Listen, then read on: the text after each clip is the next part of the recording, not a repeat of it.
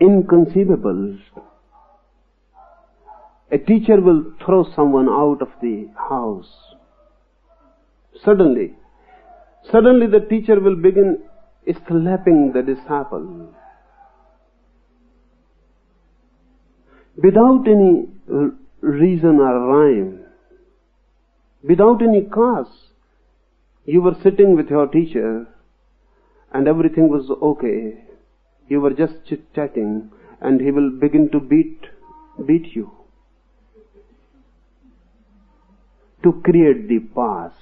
Because if there is any cause, the pause cannot be created. You had abused the teacher and he starts you beating. There is a causality. Your mind understands. I abused him and he is beating. Really, your mind was expecting it already. So there is no gap. But remember, a Zen teacher will not beat you if you abuse him. He will laugh. Because then laughter can create the pause. You were abusing him and you were saying nonsense things to him and you expected anger and he starts laughing or dancing. That is sudden. That will create the pause. You cannot understand it. If you cannot understand, the mind stops. And when the mind stops, breathing stops. Either way, if breathing stops, mind stops, breathing stops. You were appreciating the teacher.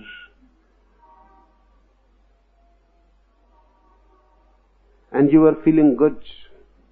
And you were thinking, now the teacher must be pleased. And suddenly he takes his staff and begins to beat you. And mercilessly, because Zen masters are merciless. He begins to beat you, you cannot understand what is happening.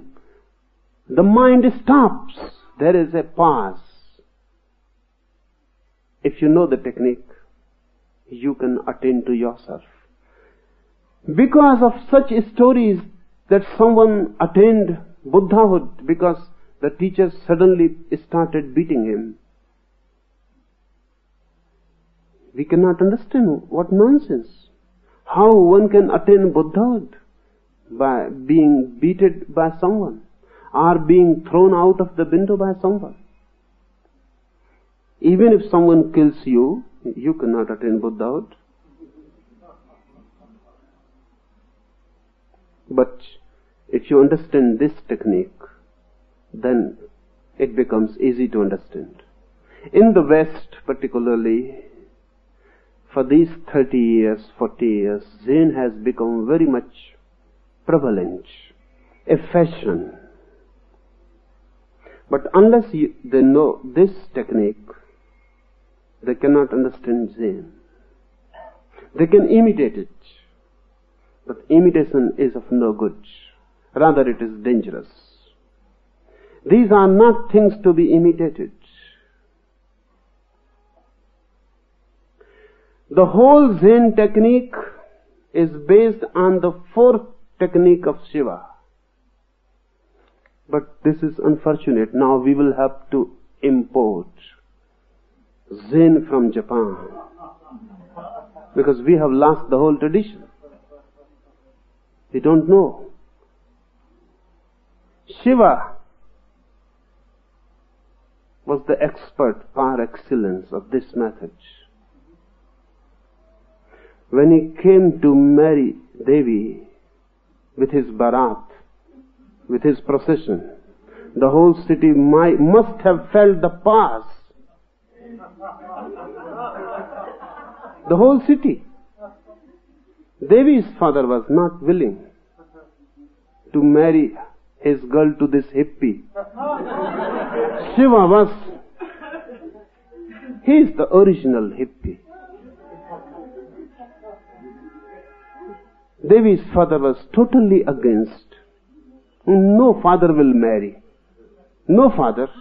So, we cannot say anything against Devi's father. No father will marry to Shiva. And then Devi insisted. So he had to agree. Non-willingly. unhappily, but he agreed. Then came the marriage procession. It is said people began to run, seeing Shiva and his procession. The whole Bharat must have taken LSD, marijuana. They were on. And really, LSD, marijuana are just the beginning. Shiva knew, and his friends and disciples knew, the ultimate psychedelic soma, somaras. Aldous Huxley has named the ultimate psychedelic soma only because of Shiva. They were on, just dancing, screaming, laughing. The whole city fled. They must have felt a pause.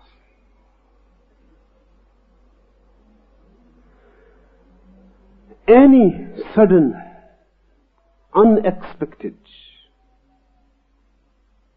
unbelievable thing can create the pause for the impure. But for the pure, there is no need of such things.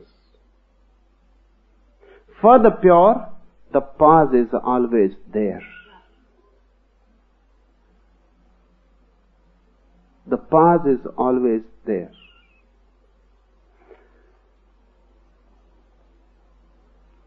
Many times, for pure minds, breathing stops. Many times.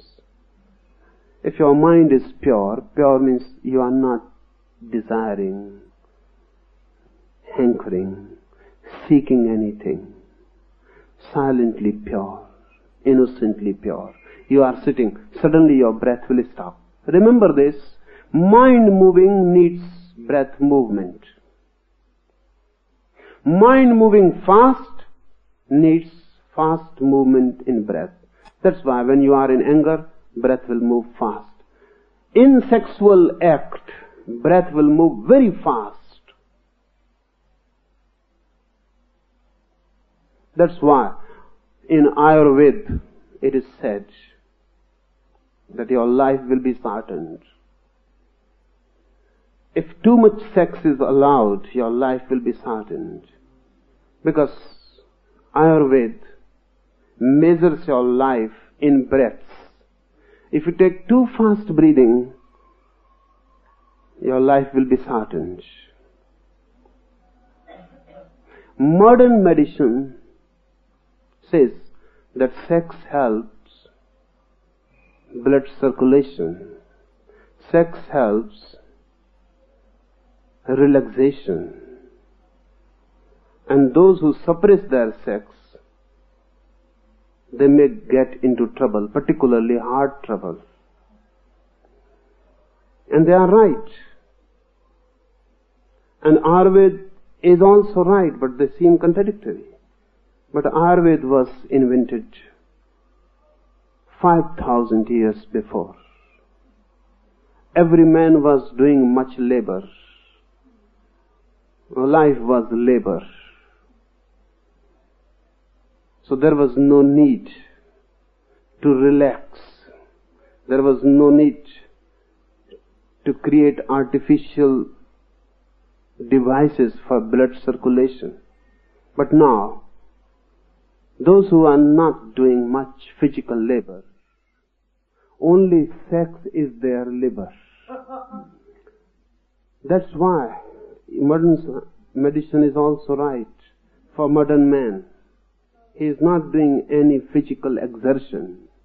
Sex gives the exertion. Heart beats more. Blood circulates fast. Breathing becomes deep and goes to the center. So after the sexual act, you feel relaxed and you can fall into sleep easily. Freud says sex is the best tranquilizer. And it is. At least for the modern man. In sex, breathing will become fast. In anger, breathing will become fast. In sex, mind is filled with desire, lust, impurity.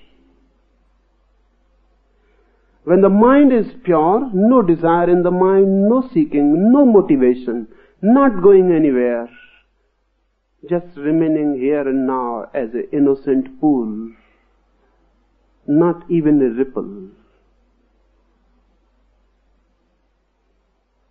Then breathing stops automatically. There is no need. This pause, in this pause, the small self vanishes and you attain to the higher self, the Supreme Self.